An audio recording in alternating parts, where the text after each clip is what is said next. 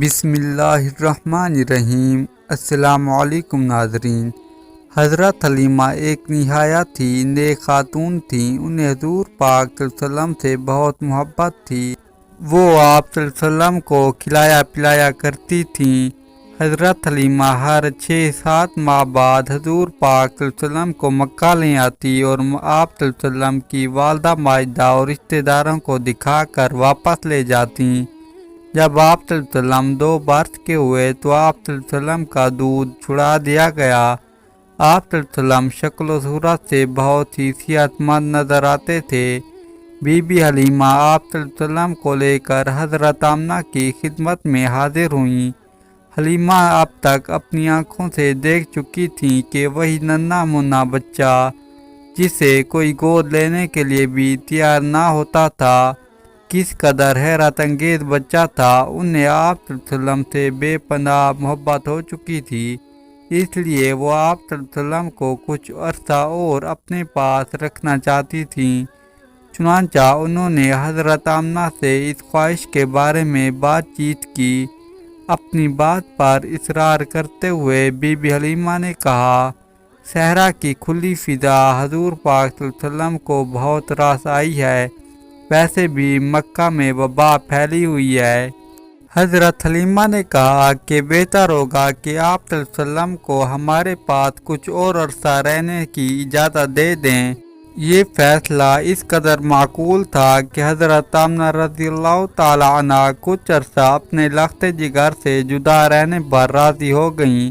چنانچہ حضور پاک صلی اللہ علیہ وسلم کچھ اور مدت کے لیے حضرت حلیمہ رضی اللہ تعالی عنہ کے پاس چلے گئے۔ جوں جوں آپ صلی اللہ علیہ وسلم بڑے ہوئے، آپ صلی اللہ علیہ وسلم اپنے دودھ بھائیوں کے ساتھ اکثر بکریاں چرانے کے لیے نکل جایا کرتے تھے۔ بکریاں چرانے کے علاوہ حضور پاک صلی اللہ علیہ وسلم اپنی ذاتی زندگی میں اور بھی بہت سے کام کرتے رہے۔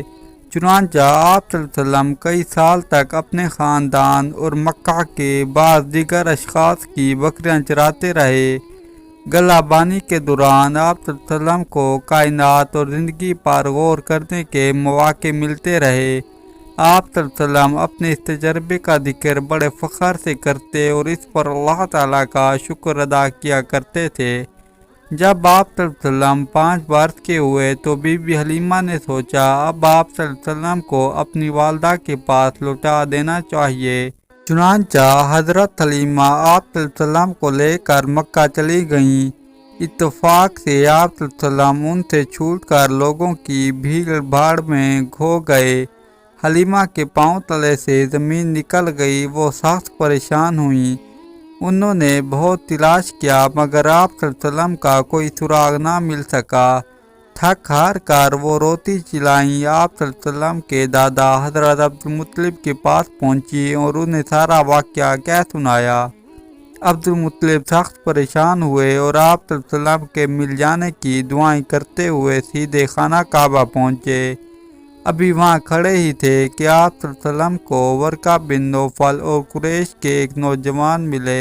انہوں نے حضور پاک صلی اللہ علیہ وسلم کو اٹھایا اور مکہ کی طرف روانہ ہو گئے۔ مکہ پہنچ کر انہوں نے حضرت عبدالمطلب کو بتایا کہ ننھا محمد انہیں مکہ کی پہاڑیوں میں ملا تھا۔ حضرت محمد صلی اللہ علیہ وسلم کے دادا عبدالمطلب نے دونوں نوجوانوں کا شکریہ ادا کیا۔ حضرت محمد صلی اللہ علیہ وسلم کے دادا نے آپ صلی اللہ علیہ وسلم کو کندھے پر بٹھا لیا، خانہ کعبہ کے گرد گھومتے رہے اور اپنے پوتے کے لیے دعائیں مانگتے رہے۔ اس کے بعد حضرت ابو طالب نے آپ صلی اللہ علیہ وسلم کو آپ صلی اللہ علیہ وسلم کی والدہ کے پاس پہنچا دیا۔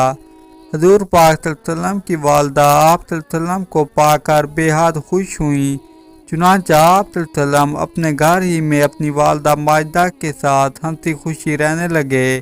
حضرت محمد صلی اللہ علیہ وسلم کی نگہداشت اور پرورش کرنے کے لیے ایک نیک خصلت خاتون ام ایمن آپ صلی اللہ علیہ وسلم کی دایا مقرر ہوئیں۔ حضرت محمد صلی اللہ علیہ وسلم تقریباً 6 برس کے تھے کہ آپ صلی اللہ علیہ وسلم کی والدہ نے سوچا کہ مدینہ لے جا کر آپ صلی اللہ علیہ وسلم کو اپنے ماموؤں سے ملایا جائے اور اپنے والد ماجد کی قبر بھی دکھائی جائے۔ چنانچہ حضرت آمنہ آپ صلی اللہ علیہ وسلم کے دادا عبد المطلب اور آپ صلی اللہ علیہ وسلم کی دایا ام ایمن کو ساتھ لے کر مدینہ کی جانب روانہ ہوئیں۔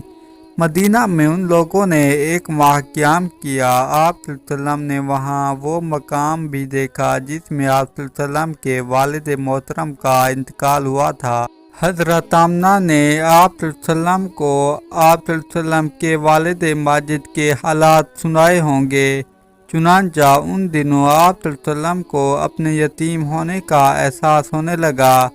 پھر یہ لوگ مکہ لوٹنے کے لیے روانہ ہوئے، مگر ابھی راستے میں ہی تھے کہ ابواء نامی گاؤں میں آپ صلی اللہ علیہ وسلم کی والدہ ماجدہ بیمار ہوئیں اور وفات پا گئیں۔